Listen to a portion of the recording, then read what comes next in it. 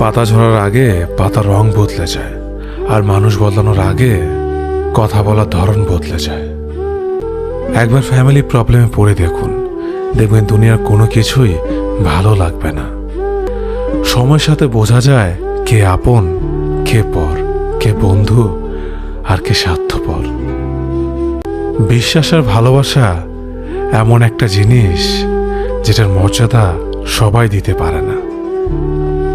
সততা একটি মূল্যবান গুণ যা আপনি সস্তা লোকের কাছ থেকে কখনোই আশা করতে পারবেন না। ছোটবেলা শিখেছে, তুমি কখনো ক্ষতি না করলে কেউ তোমার ক্ষতি করবে না।